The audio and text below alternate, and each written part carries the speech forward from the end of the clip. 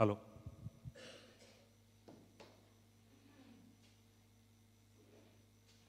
So good afternoon, good evening. Today's energy is very different. Today is going to be more things to see for your eye and a little bit of careful observation. Hopefully by the end of this talk, you will have a good idea on spotting which is a real Tanjore and which is a fake. There are great people who are great experts like Guni who has just come in, so I'm going to be put on a spot today. But let me start. So this is a painting that is a quintessential Tanjore. All of us have seen this at some point in time, and I'm sure there can't be a house which doesn't own a Tanjore painting in some form or the other. I wonder whether you've always wondered why Krishna is shown white when he's Shyama, the color of the rain cloud.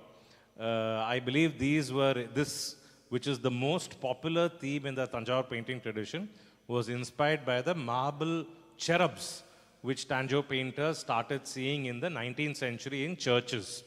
And that's how they took on this. And if you see in the Bradishwara temple, Nandi Pandapam on the ceiling, you will see angels as well. And many Tanjore paintings, you will see angels as well. So these are the kind of insights that I'm hopefully going to give you today. And like I said, you should walk back with a better understanding of temples. No. We'll get to that. We're going to get to that.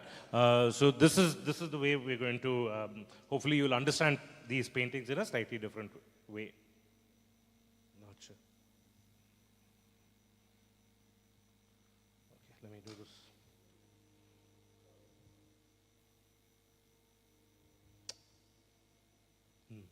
So generally, we're going to look at these 4 topics today.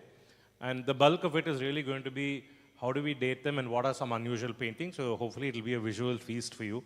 Many of these paintings were taken either from the Kuldeep Singh collection or from the National Museum collection, where photography is not really encouraged, so the photograph may be a little distorted.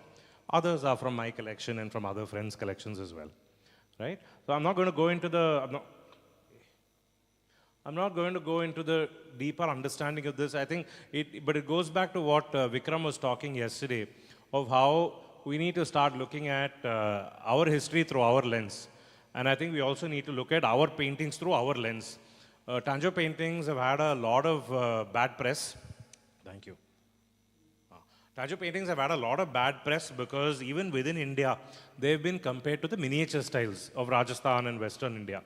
That's a very, very unfair comparison to make. Miniature paintings, the purpose was to create folios for Rajas and Ranis to enjoy these paintings with a few friends. Just like today, if a bunch of friends gather together, you want to show them pictures of your latest holiday. That's what the Rajas were doing. We also had the manuscript tradition, especially in Gujarat for Jain manuscripts. We had the manuscript painting tradition. Tanjore paintings were not created for people to show off to others. They were not created for manuscripts. I mean, we have that style also.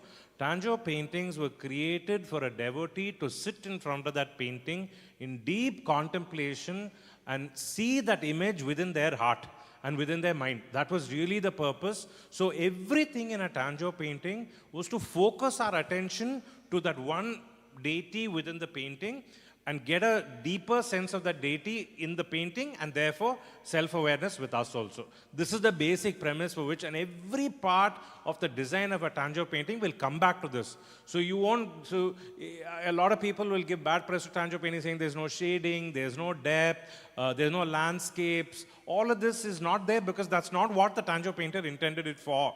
Very, very likely, these would have been one painting in one house, lit by a little flickering lamp, and the whole puja would have been just for that one painting. So the whole idea was to bring focus to the devotee rather than letting their attention disperse. So we have to see these Tanjore paintings from this perspective, then the design will make a lot of sense. I'm going to give you a totally opposite painting. Now in this one you will see Shankaracharya. This is actually a set of 3 paintings. 2 are in the Kuldeep Singh collection, 1 is still in the Tanjore Palace. In the Tanjore Palace, even today in the private temple, there are 3 of these puja mantapams. And this painting commemorates one of the Kanchi Shankaracharyas who came there and worshipped. And you can see Shankaracharya worshipping the puja mantapam. This one is in the palace. The other 2 are in various collections. It's totally different. This is a painting that's recording an important event. Therefore, you'll see the color is different, there are a lot of people over here. So hold on to this image a little bit, and then when you see other paintings which were meant not for commemorating an event like this, but to actually focus your attention, you will see how the style changes. Yeah, this is how Tanjore paintings would have usually been shown in a home. Those of you who like Bharatanatyam dance, you know that the whole Bharatanatyam dance tradition was codified by the Tanjore quartet, Ponaya, etc. This is from their house, so you'll see how, and even today, I mean, the last 1 or 2 days, I've been going to a lot of these houses, old houses in the Kumbakonam area. Even today, in the Tarvaram or in the Mittam, close to that will be a little cupboard.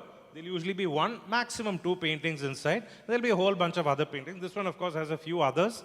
But this is the way a Tanjore painting would be in a house, where you'd have maximum 1 or 2 major paintings and all the attention given to those particular paintings. So Tanjore is very, very unique because it has a continuously evolving tradition of paintings. All of you know the Brihadishwara temple. We can't get access to this very easily these days, but within the inner prakara of the ground floor, within this inner prakara, there are paintings from the Chola period. I'm not going to go into the story of how they were discovered.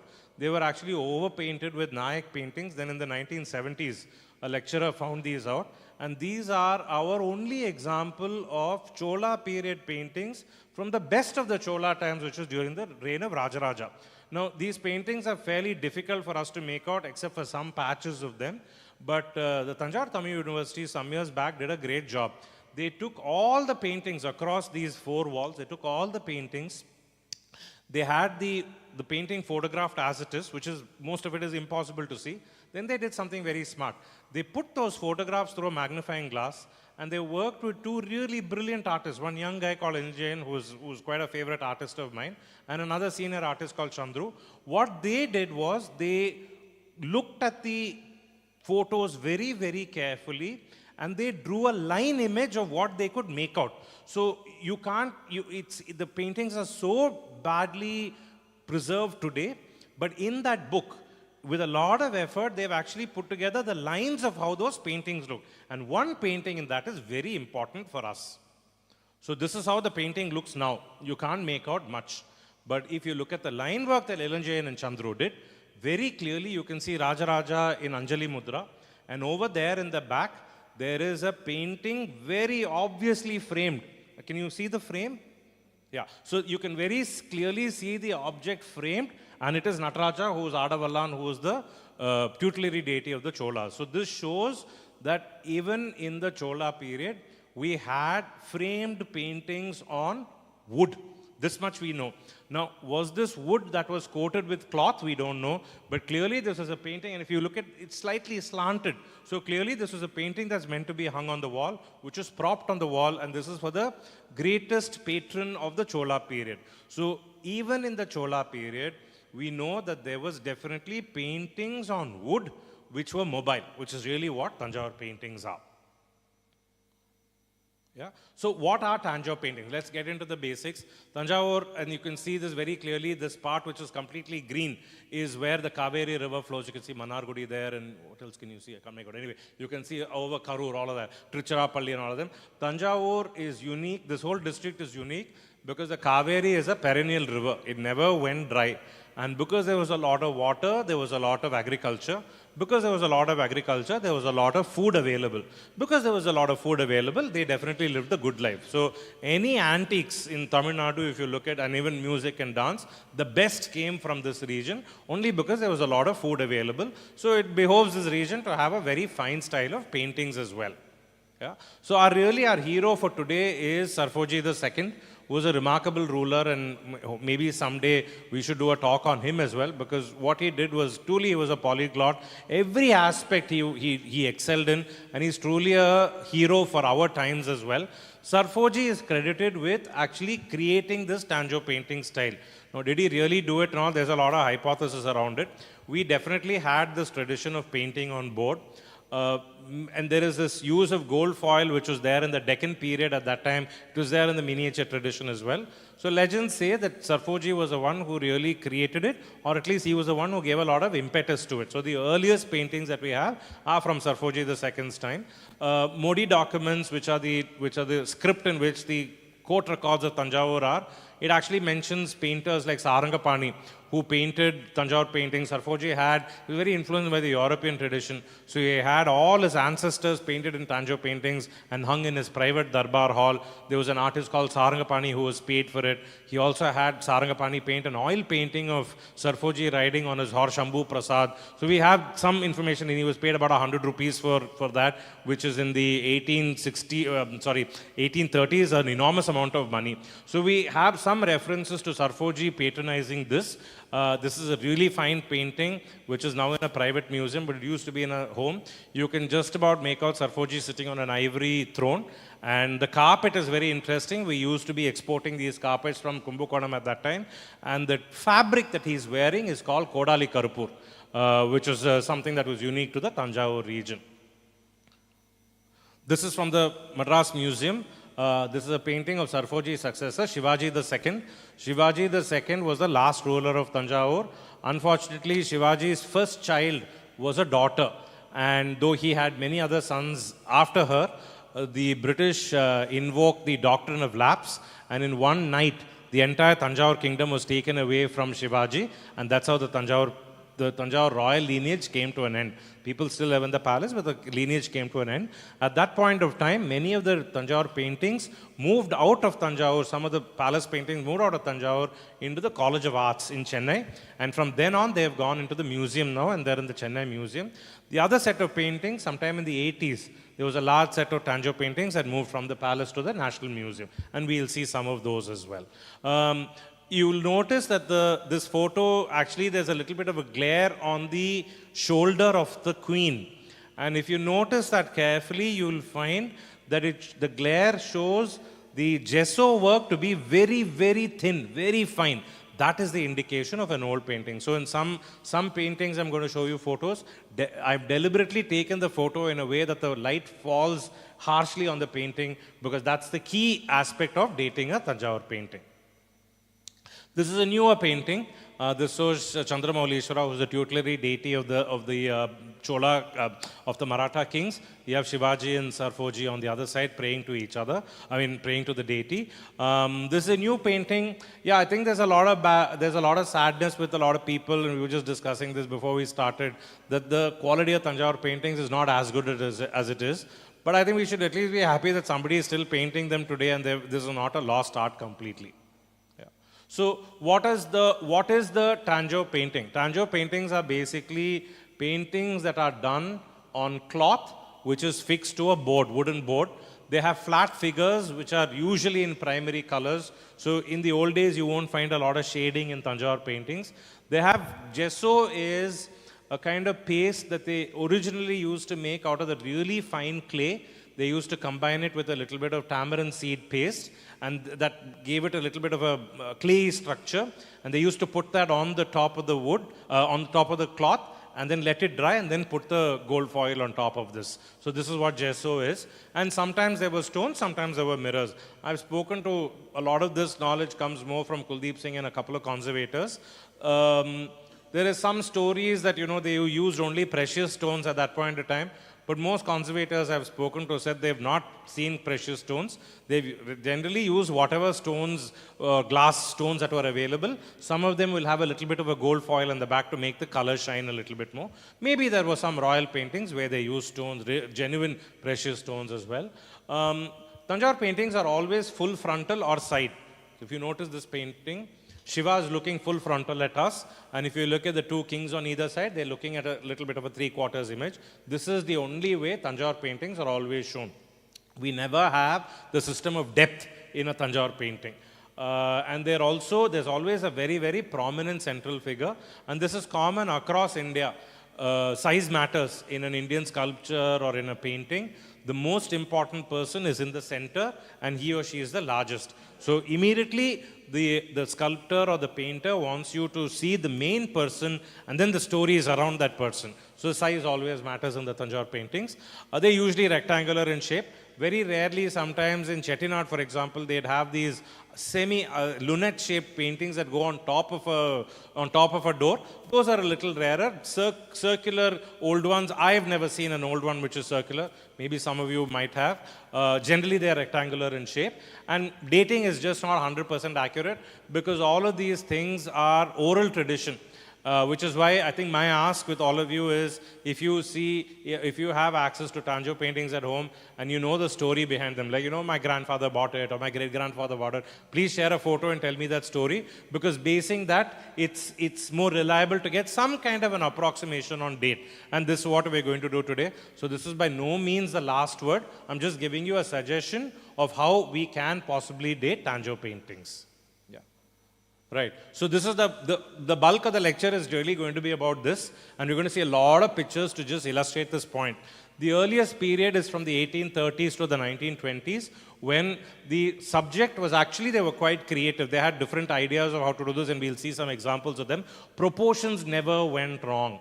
Much later, you'll find one hand is a little longer than the other. You'll find that feet are not proportionally kept at the bottom. You'll see the main figure almost the same as the subsidiary figures. They make a lot of mistakes. Old paintings, you never see mistakes on proportions. Iconography is also perfect. Now they kind of interchange the chakra and the shanga for Vishnu. They make some new attributes for Shiva. Old paintings, they never did that. They stuck to the old Chitra Sutra or the Dhyana Shloka paintings of the old style. Background is an interesting point. So, almost all the old paintings you will see when there is a deity. So this is from the early period. There's a very interesting painting again in the Chennai Museum. We have one, this is some Tanjore king with his Rani, who has a little bit of Adekkai Amudu, which is Vetalapaka, in her hand, because it is a great symbol of love and affection of the wife to the husband. What he has also done in the back is he's been influenced by European traditions. Through the window, you will see trees and then you will see the Brihadishwara temple in the back. What the artist is trying to tell you, Cholas built the Brihadishwara temple, or at that point of time also, I think we knew it was the Cholas, we don't know which one. Cholas built the Brihadishwara temple, the Marathas are their successors. And that's why they show that image of constantly going back to an older, impressive dynasty to showcase the glory of the present dynasty. Here.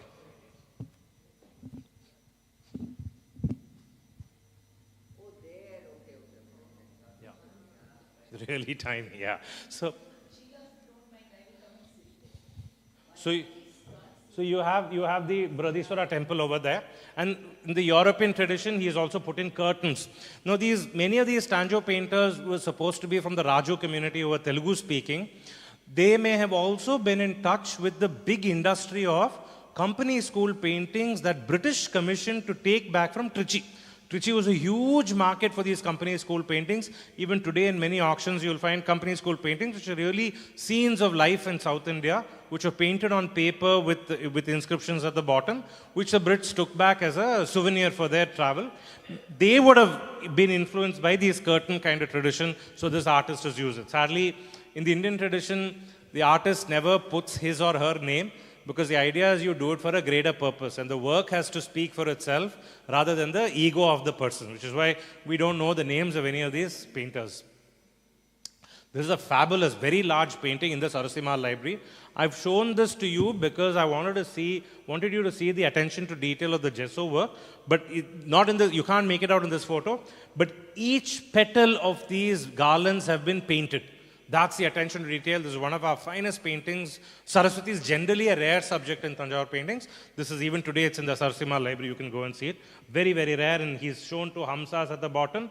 Again, you will see a use of the dark color. So definitely this must be 1850s, 30s, thereabouts of some time. And you can see that she's full frontal. Every part is shown. The feet specifically are shown because in the Tanjore painting tradition, the feet of the deity is most important, and the feet should be shown as Sampurna, which is complete. This is a really rare painting. This is of Rangamanar, which is an unusual painting in the Tanjore tradition. So you have Rangamanar over here and Andal. Now this is a painting where either the artist or the patron has really knows their subject very well. Let me ask this as a quiz, if I'm not going to embarrass all of you. You generally don't see a veil or a spear with Perumal. Veil is only is a weapon for Murugan. Why has he put the veil over here? Okay, that is one. There's another reason, Guni. The clue is in Tirupavai. No, the clue is in Tirupavai. Exactly. Because in that one verse alone, Andal says, Nin Kayil Veil Potri. This comes in the 22nd or the 23rd verse. Remembering that, he's put a veil over here, which is very, very unique. The other thing that he's done here is, there's a tiny parrot over here, which is a symbol of karma or love with Andal. There is one for Rangamanar also over here somewhere over here. And then, of course, you have Periyarvar. You can't make out too much in this painting, but I'm more than happy to show it to you if you come home. This work is really fine. But this work is, compared to this, not that great. So it's very likely that the master artist did the main subjects. This was left to some kind of an intern. And you'll see these two angels on either side. Now, in the Indian tradition, you cannot have legs of anybody over the main deity. So here they've just chopped off the legs and they've just put a little bit of a cloud over there. It was a very unique Indian adaptation of these legs. So this would be one of the earliest paintings. Here also, each of these garlands are intricately, the petals are eachly shown. So you get a sense of how this Palpusi worked. This is what the gesso work. Old dealers will call this Palpusi, which apparently the gesso was as thin as milk. So it would have been very, very laborious for them to have done this. They would have coated the entire sari with one layer. They have let it dry out. And then they would have made a gesso of a slightly thicker consistency. And with this, they've done the lines over here. They've done the polka dots over here. And then they put the gold foil on top of it.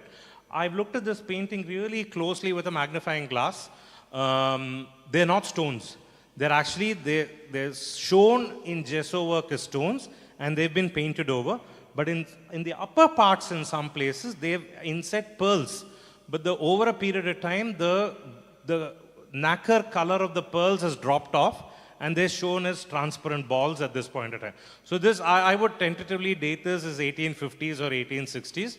Like I said, your guess is as good as mine, because there's no date in the back, and we don't know. But definitely this is an earlier period, very, very fine quality painting, and also a very rare theme. And you'll also notice in this again, physically it's very, very uncomfortable for us to stand this way, but Perumal will be shown with all his toes, and so will Anda. So they'll actually be splayed like this, which is quite inconvenient for us to stand that way. But because for a devotee, the feet of the deity are so important, every part of the feet will be shown. I had an aunt, many of you might know her, Mrs. Saroja Ravindran. The kind of paintings that she would have seen, very few others would have seen. And in just one passing reference, she told me, when you look at a painting or a sculpture, look first at the face and look second at the toes. If both of these are well done, it's a good painting. This is what she means. Now, today I'm able to understand it better. If they've done the toes really well, then it means it's a good painting. Because very few people would take this kind of effort to do the toes, especially the pinky, which is very, very well done in this. Yeah. Another Andal Rangamanar, slightly different though. Here the colors have changed a little bit. This won't be 1850s, but it's a little later. But I just wanted to show it to you as a contrast of how these paintings look. I think, if I'm not mistaken, this is at the National Museum. And he started putting a little bit of shading into Andal's face. Rangamanar is, of course, shown white. I don't know why they've shown it white, but the legs and all you can still make out is done very much in the traditional style. This Rama is in the Chennai Museum. I took the photo in this way so that you see how thin the gesso work is over here. So this would also be a very, very early period painting, or even at any rate, the gesso work is very thin and very fine. So if you find the gesso work to be really thin like paper, it's 99% it's a really early period painting. And you'll see again, he has used the color combination that I proposed in the beginning. Just behind Rama is red. All the others is a much lighter color. So the eyes and the face really pop straight to Rama. And there must be, I'm not sure of this, but there must be some verse in the Ramayana, I think somewhere Valmiki Ramayana, where Rama is compared to an emerald mountain. Because every depiction of Rama in a traditional Tanjore painting, he is always shown that color of emerald green. This is again, it's a painting from the from the Chennai Museum. Krishna is, of course, a very, very popular theme. And I think Tanjore painters really loved the theme. The Vennathai Krishna is the most popular. But here there are some unusual other examples as well. And you will see here on the proportions, Krishna is much bigger than the two ladies that he is playing around with. And the workmanship, you can see, is really fine over here again. They've used a much lighter color. And I mean, people say these are all vegetable colors. I doubt that, because by the 1850s, 1860s, we started importing a lot of paints and colors from Europe. So it's very likely that they would have used those kind of paints. So now let's go on to the middle period, which is from the 1920s to the 1950s. Subjects are a little bit more structured. No mistakes in proportion or iconography. There's a much broader palette of colors, because I think we get more colors from abroad in this time. The gesso work becomes a little bit more raised. Gesso work becomes a little bit more raised because I think there's more demand for these paintings, and the details start getting compromised a little bit. I mean, it's not bad, but it's not as good as we've seen in the past. Let's see some examples of those, yeah? So this one is again in a fairly, maybe a transition period. Like I said, it's just a hypothesis. Again, this image is very carefully done. This image, this part, not so well done. But this could be a transition period painting of an early period to a middle period. But you'll see even this work here, not as finely done as in the earlier images that I've shown. In the Mysore painting tradition, by the 1920s and 30s, this is more of R.G. Singh's collection, who has one of the largest collection of Mysore paintings. This is what he told me, that you start seeing a lot of decoration of white dots on Mysore paintings, which he says are lead. And you'll slowly see in the same period, you'll see that in the Tanjore paintings as well. So much closer image, relatively better detailing here. Each of these petals are carved, but these are all a little more clumsily done. Definitely a more expert artist did this, a less expert artist did this. But even here, they've done a fine job. Each of these are bunches of this Paneer Pushpam. And each one is specifically painted in with the line work. And the colors, they're still using the old colors. Yeah. This is from the National Museum again. This is upper. Here you can see the legs have become a little different. Also maybe because upper is like not a god, but he is like a saint. And the color palette in the back also changes a little bit. It must have been part of a series of 4 with the Nalvar, or the 4 important saints of the Shaiva tradition. Yeah.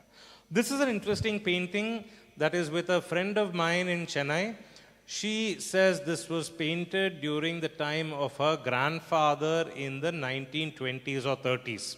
So that gives us some idea of what the painting style was. It's a really very different kind of a painting, because you have the Pancha Pandavas at the bottom, and they've got all the Telugu captions written on it. The workmanship on the saris and the hip and all, not as good as the earlier period, but it's a precious painting for us because you get a sense, and her grandfather was a big collector. So we get a sense of how a really big, wealthy collector at that time, what kind of a painter he would have patronized. So even for that painter, there's the proportions in the sari and the gold leaf is a little mediocre, but the composition is very creative. And it makes sense because her grandfather was a big collector. He might have been personally involved in the creation of this concept. So we have Dharmaraja or Yudhishthira in the beginning. Here the Pancha Pandavas on either side, which is quite unusual. You don't find this theme quite often. And the rest is actually, it's just a Perumal, and there's Dashavatara on the other side. Yeah. So just a close-up for you. I love the mustaches in this. Yeah. And you'll usually in Tanjore paintings, you'll see the script in Telugu, because they were all Raju community. And these people were also the people who gilded and inset mirrors in the Vahanas and the Tanjore art plates of those days. I think even growing up in the 80s and 90s, you could go to Pombahar and buy these Tanjore art plates, but I don't think anybody is doing that now, where you have these mirrors and colored glass, and then you have them joined up by these gold leaf. Don't find a lot of that now. Many of the temples in this region, the Vahanas had that kind of workmanship. I have not seen any at this point of time. One of the best examples in a museum is a Garuda Vahana in the National Museum. They would have been done by the same community as the Tanjore painters. Thiruvayaru Music College used to be a chatram. And on the walls of that is a Tanjore painting style where all the gold is all gone, the gesso work is still there, the mirror pieces are still there. It must have been a really beautiful painting in those days. It does, yes, right, yep, yep. And he could have well been influenced by those because they might have been the same people who painted the leather puppets as well. It's because artists were always experimenting and collaborating in different mediums in those days. Well spotted, yeah. I wanted to show you this because even in the middle period, the gesso work is really fine.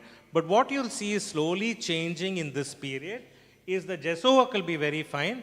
They will start painting on top of the gesso work. This is little less labor intensive than molding the gesso work into different designs. It's easier to put a flat piece of gesso and then you paint on top of it, which is much faster. So you'll see in the middle period, you will definitely see these kind of images coming up. That being said, it's still a very, very beautiful image. Very beautiful painting, very high class painting. National Chennai Museum again. Venna Thali is basically, my understanding, it's a broad pot with a narrow mouth. And now, of course, they do all kinds of designs with that. But this is the old Thali, and Emmy has done that really well. You can see how he's painted this side. All of this is painted on top of the gesso. And these look like pearls. These I'm not sure whether they're stones, and he's got a little tiger tooth over there as well. Very nicely done. This is a really tiny painting. This is a Tanjore painting on ivory. It's just about an inch. And this would have been worn as a locket by somebody. So you have Tanjore paintings in ivory as well. Very, very hard to come by. I had a chance to open this to redo the glass. And you found out that even in the ivory painting, they had still used cloth. And that cloth was stuck in the back. That should be about an inch long, not more than that. Yeah. If you couldn't afford a Tanjore painting, you usually bought a glass painting. Glass paintings are much cheaper. I've heard in those days when you went to temple towns and you wanted a souvenir back and you couldn't afford a Tanjore painting, you'd usually buy a glass painting. These are some examples of glass paintings from the Chennai Museum. I like this very mischievous looking lady. Glass paintings, actually the tradition came to us from China. And they may look a little bit easier than Tanjore paintings, but they have to be really good artists because the artist is painting on the reverse of the glass and he's actually doing a mirror image of what you will see in the front. And shading for glass paintings is very difficult because they do the darker colors first and then they do the lighter colors. So a really good glass painting will have a little bit of shading, which in this you may just about see a little bit of shading in Krishna's neck where the light doesn't fall on the neck because of the face. Here also a little bit on the hands, you can see the color is different. That is an indication of a really high quality glass painting where the artist has worked really hard to create that little bit of light and shade in a glass painting. Glass paintings are also getting quite difficult to get sourced these days. In the 1860s, the College of Arts in Chennai started having a department on stained glasses. A lot of people were building cathedrals and churches in Chennai, so they got stained glass artists from London to come and start the department.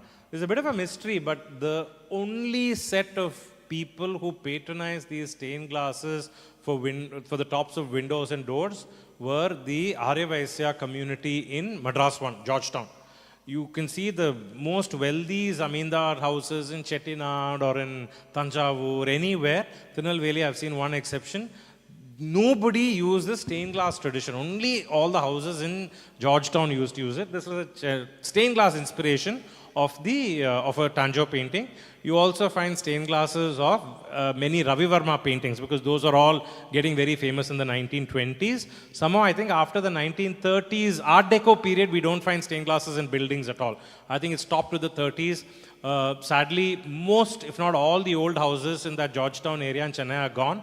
So it's quite hard to find a stained glass today, but they are really beautiful with the light coming in, they're very pretty. So this one is a stained glass that's influenced by the Tanjore painting style. If you couldn't afford a glass painting, you could buy something even cheaper, which was a paper painting in the Tanjore style.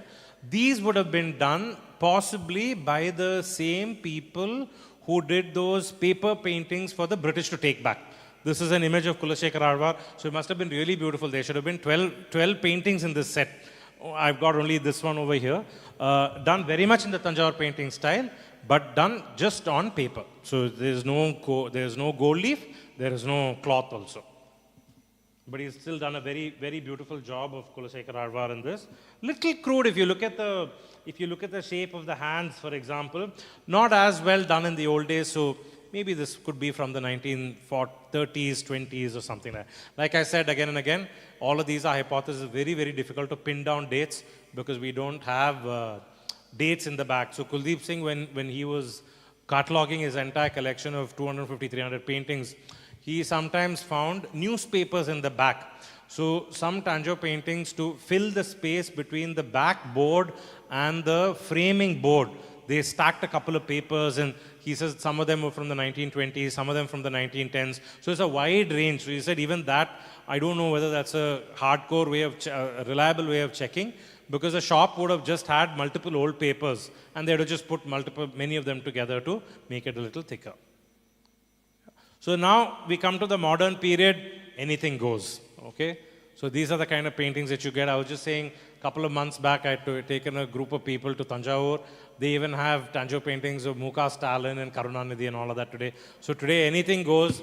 You have, like this Kubera, for example, iconography is hopeless. Kubera is an ugly-looking dwarf, and he is a yaksha. Yakshas never share anything. So in the old days, you never prayed to Kubera, you only prayed to Lakshmi. Today, this has all become very popular. This is a painting that was avoided, and I feel very strongly about this. In the old days, they never showed a stone image of a Tanjore painting. Very, very rarely they showed. I know a private collection where there's a painting of the Tirupati temple. They are doing an Abhishekam. That is because of that event they showed. So even there, the deity is shown with a lot of, that milky white color to show that it's not the stone. The stone was never showed in a Tanjore painting because the idea was the deity, the Achala Murti in the temple is sacred and can only be seen when you physically go there and see the painting. It can never be a short gap arrangement of you seeing it in the painting. A painting can only be a representation. So how they showed the Thirumalai temple was very creative. Some of them will show mountains in the back. Some of them will, the more complex ones, will show the main deity. They'll show a small silver image of Vishnu, which is a whiter kind of Vishnu in the front. That is the silver deity given by Samabai, who was a Pallava queen, to Tirumala. And that deity is there even today. Many of the gifts given to Tirupati are actually for that deity. I don't know whether we can see it very clearly. It's been a long time since I've gone to Tirupati. If you go, you look out for it. There's a tiny silver image. That and the mountains in the back is usually how they showed the image of Tirumala in the Tanjore painting tradition. Never like a stone image like this. Yeah. So we're coming to the end of the talk. I'm going to show you a whole bunch of paintings just for your visual delight. This is a really rare painting from the Kuldeep Singh collection again. There is one of Muruga and there's one of Ganesha. This would be a one-of-a-kind painting with all the Bija mantras on either side, which we can't even pronounce because we have not got Diksha. It's a very sacred painting. Very, very much one-of-a-kind. You wouldn't find this kind of a painting. It's a very small size. It's only about 12 inches by 12 inches. He's got two of them, very unique. Yeah, this is in the Kuldeep Singh collection, which is now in the museum in Bombay. Yeah. This is also again from the Kuldeep Singh collection. This must have come somewhere from this region. You have Nammalvar over here, all the Divyadesams in the back, all the Alvars over here, and then you have Ramanuja, and you have his eight important Ashtadigajas or important saints, disciples. They're all covered by this oval. And then you've got a couple of other acharyas. So this must have been the pontiff of the Mata or monastery in which this painting would have been hung. What is unique in this painting, there's a Dashavatara, there's the Vaitarani river in the back, and this image, it's actually a representation of Nammalvar's in the Thiruvaimozhi, the 10th decad, 9th verse, where he talks about what the soul sees as it goes to heaven. So the artist has really shown this over there. Very, very unique. It's a one-of-a-kind painting. This should be about 10 feet, 9 feet by about 6 feet or something like that. Yeah. Right, Guni? Something like that? Yeah, it's a really large one, yeah. This is also from the Kuldeep Singh collection. There, typically, one of the common themes in those days, relatively common themes in those days, was to show the Vaishnava Acharya Parampara. So you'll have Perumal, Narayana, you'll have Vishwaksena, Nammalvar, Ramanuja, and then whoever other acharyas they want to show. Usually it will be shown one under another, like the earlier one. This one is a very unique painting in the Kuldeep Singh collection. Again, this is also quite large. It's about 4 feet by 3.5 feet. You have Perumal in the back. You have Vishwaksena over here. Then you have Nammalvar over here, Ramanuja over here. So it's one in front of each other. And this is all completely in gesso work. So they must have worked very hard on showing the depth. I have never seen another Tanjore painting where you have depth shown in a Tanjore painting. This is very unique for that. All of these, there must be some significance to the side. There's another painting in the Kuldeep Singh which he sent to me when he was doing the book, and I really broke my head over it. The clue was, it was a painting of Lakshmi and Varaha. And then something struck me that I have to search for all the Varaha Lakshmi temples, and finally I zeroed in Thiruvidendai. And what the artist has done was, he's shown a lot of water bodies on the side. And when went and digged into the Sthala Purana, at one point of time, there were some 9 water bodies in that region, which is what the artist has shown. So I'm going back to say that when, in the older period, when you see something on a Tanjore painting, it was never by chance. They really thought a lot about what they put into it. Both the donor, the patron, and the artist would have equally, like this Andal, the Rangamanar having the veil, both of them would have been really experts on whatever they did when they painted a painting. So it's a really unique one. This is another unique painting with me. You have Vishwamitra teaching Rama and Lakshmana the Balati Bala mantra, which is from the Savitri Upanishad, which wards against hunger and thirst. 2 royal princes who are out in the forest for the first day. Next day morning, Vishwamitra is waking Rama and Lakshmana up, Rama specifically, and saying, all these days I did my Sandhya Vandanam looking at the sun god. Today you are the sun himself. Kausalya Supraja Rama Purva Sandhya Pravartite. That is the painting that this shows. So either this would have been part of a larger Ramayana set, or this would have been just one painting by itself. So for somebody who would do a lot of upasana on that particular mantra. I don't know whether they still have it, but in Georgetown, there's one charities, Vuputur Charity Trust, which the building, the gate says it was built in the 1920s. The upstairs marriage hall has 420 Tanjore paintings of every scene from the Ramayana. Unbelievable. I think they were going to do some demolition of that. I don't know what happened to the paintings. And they're all numbered at the bottom. You have like a one-line caption in Telugu on what those paintings were. The paintings are not old. They're probably from the 40s or from the 20s or the 30s. Must have been done in the 20s when they started the charity trust. But unbelievable scenes. You even have Dasharatha's body being embalmed in an oil vat. You have Dasharatha's cremation happening. These are things that you will never show in an Indian painting. Chitra Sutra very clearly says no negative images. And you will see these in the painting. Very, very unusual those paintings are. This may have been a part of some set like that. Kshetra paintings are also relatively rare, but the 2 most common ones are Kalahasti and Srirangam. It's a shame, actually. Chitra would have really enjoyed seeing this painting and talking about it tomorrow. There are many paintings in the Kuldeep Singh collection of the whole map of Srirangam, with all the 7 prakaras, with all the sannidhis inside, the many, many paintings of that. This one is of Kalahasti, so you can see the Kalahastishwara over here. There's Ambal over here, Kanappa Nayanar, and the temple for Kanappa Nayanar on top of the hill. Quite unusual. Kuldeep Singh collection, he has this. And he has another very beautiful painting of the scenes that you see in Parani. Very unusual painting of all the animals and everything hanging around in Parani and the walk going up and all that. This is a painting of some Dubash. This is in the Chennai Museum now. But Babaji Raja says there's a chair very similar in the palace. So could be somebody from the Tanjore Palace. I wanted to show this to you because this is a very, very European influence painting. You will see how they've done the light and shade for the trees in the back. Clearly he may not be a royal guy, which is why there's no temple in the back. The curtains, the kind of dress that he's wearing, the very fine gesso work, all of this shows this is an early painting. Definitely a very unique one. And here the artist has started showing folds in the curtain as well, which you normally don't see in a Tanjore painting. Yeah. This is a really beautiful painting in a private collection in Tanjore. This is Kandoba, or Martanda Bhairava as he is known. He's a very important Shaiva deity for the Marathas. And here again you will see black in the back. This painting we know because the house was gifted to the like a divan of Shivaji II. So this is probably from the 1840s or 1850s. There's another image painting in the same house showing the ancestors of the current owner with Chandramaulishwara and Shivaji II in the middle. So all of these would have been painted by the king and given as a gift.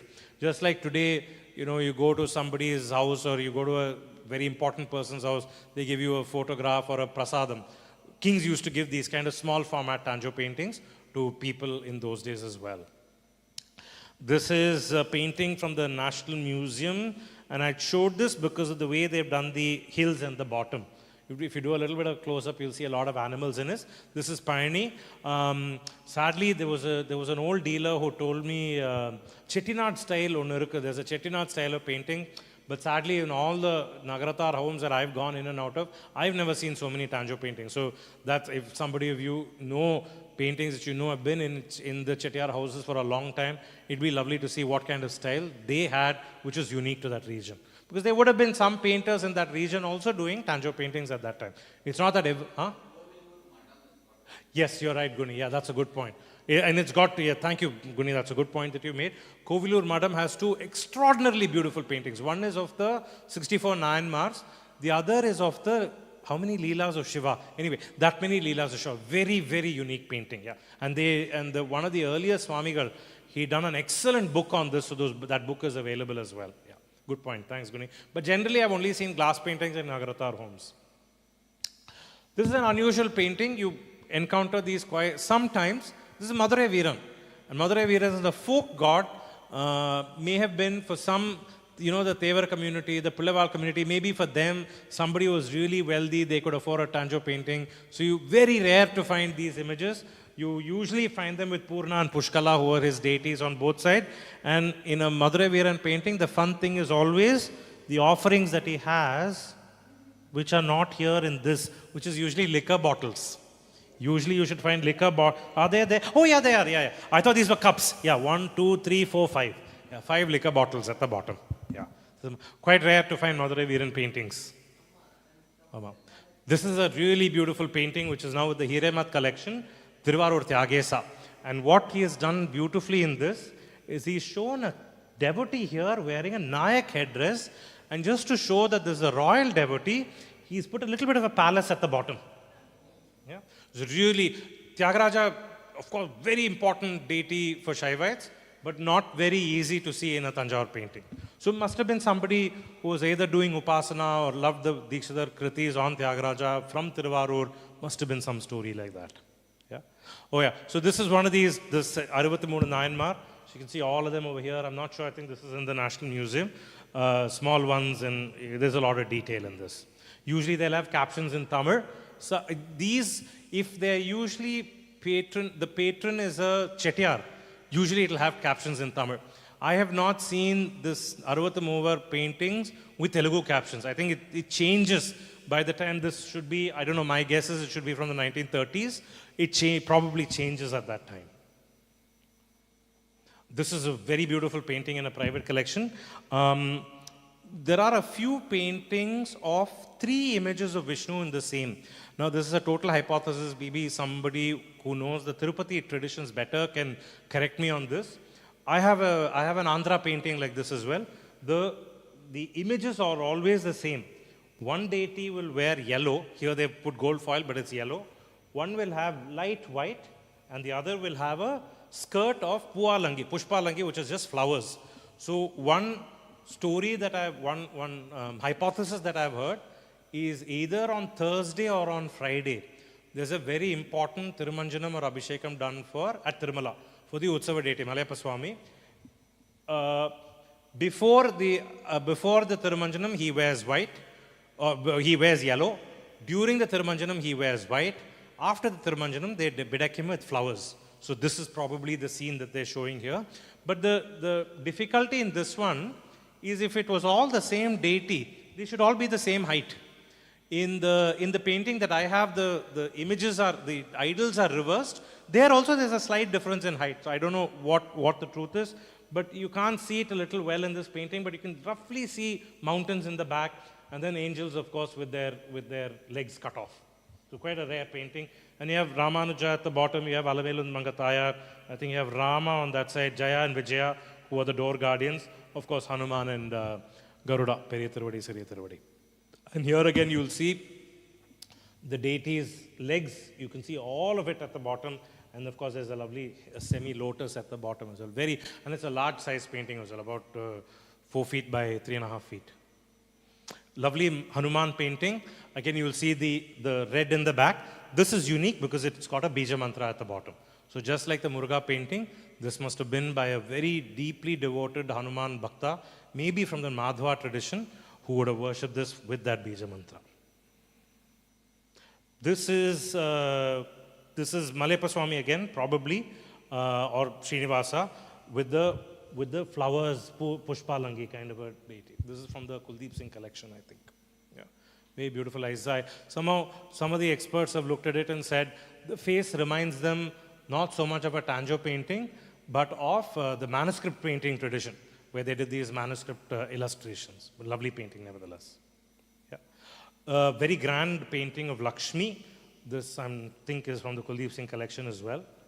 Very grand. There are almost, some in the face, in the eyes, the almond-shaped eyes, you can almost see a little bit of an influence of the Mysore tradition as well. And maybe they did have that.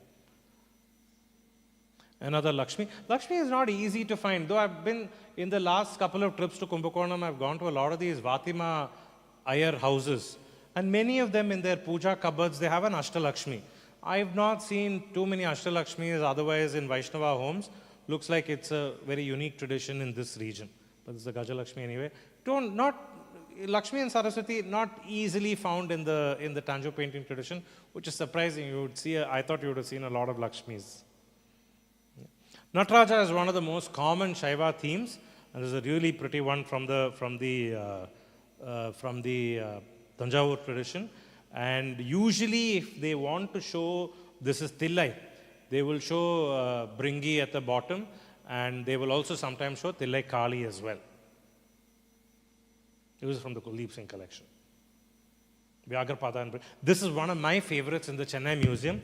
You will see very clearly, for the patron, he has used blue.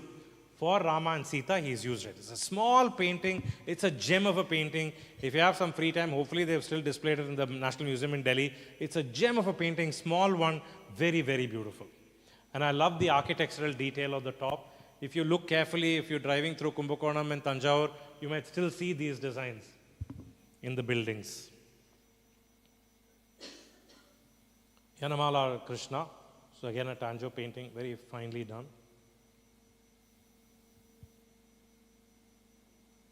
This is Vitoba, and you have the Varkari tradition at the bottom.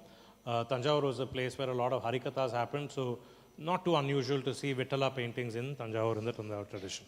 And you can see the Maratha-style headdress as well over here. Of course, he should have Rakumai, but in the Tanjore tradition, he has Tamilified it a little bit and put Sridevi and Bhumi Devi on either side. Yeah. This.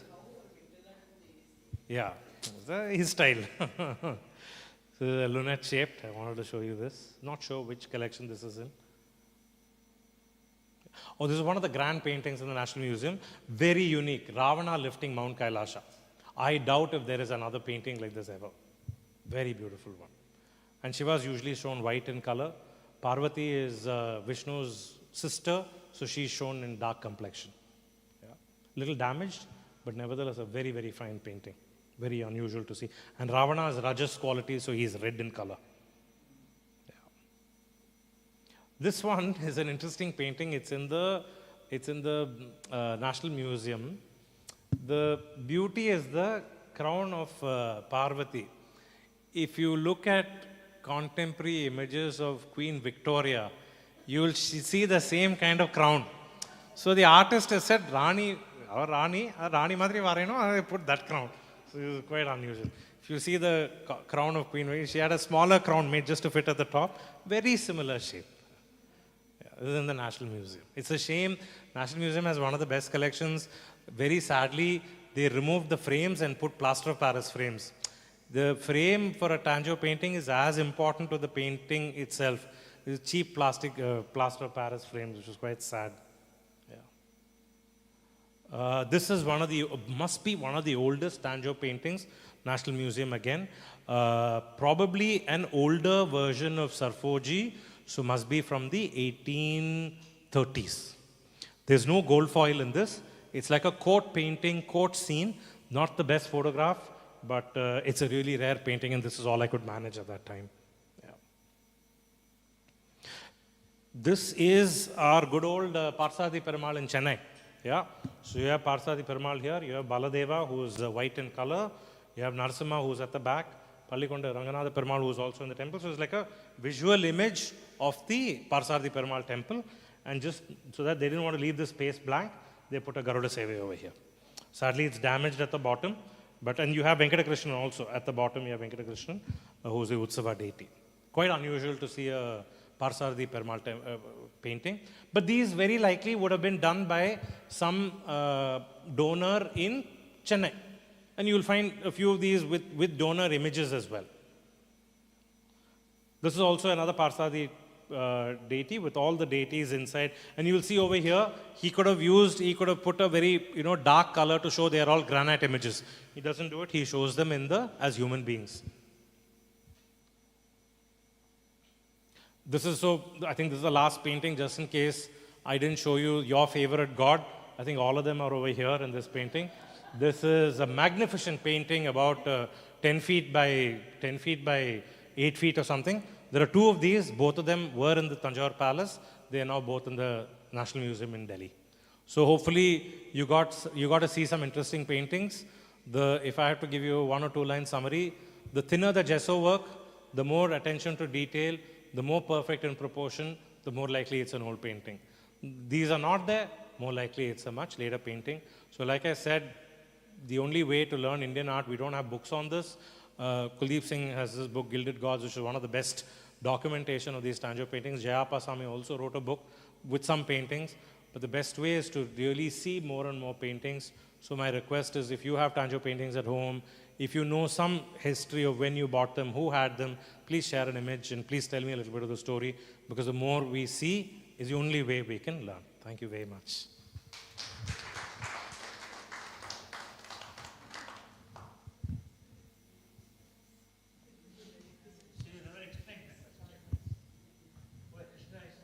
Oh, because of plenty and prosperity, he was like that Baroque cherub, no? They wanted a nice plump image. No. This painting for Krishna, Yashoda. Krishna as a child and Yashoda. The child is much bigger. Because he's the most important person in that painting, no? Amma. So on all our behalf, thank you, Pradeep, for 2 days of taking us across and seeing the various Tanjore. I didn't realize Tanjore painting, thinner it is, the older it is. I thought all these big ones which were thick and looked with all the stones and. No, I got to tell you, there are some very rare Tanjores where the gesso work itself, they really made it 3D, and if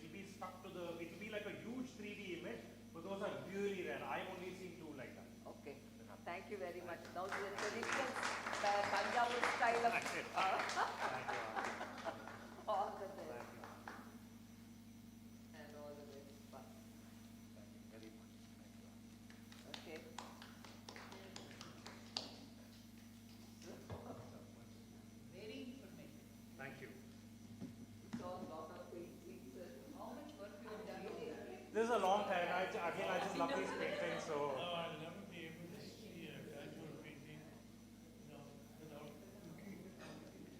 Glad that's the whole point. I'm glad. Thank you. Success. You normally look at it and say, wow. Now, No, I have a lot of Tanjore paintings which are all nicely thick and fat and things like this. So they're all in the 1950s. Maybe not actually, sometimes.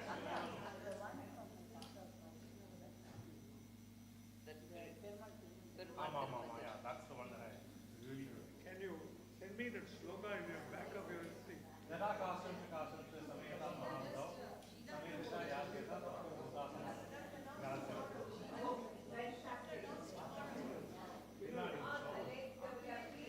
From 7:15 is breakfast. What does it mean?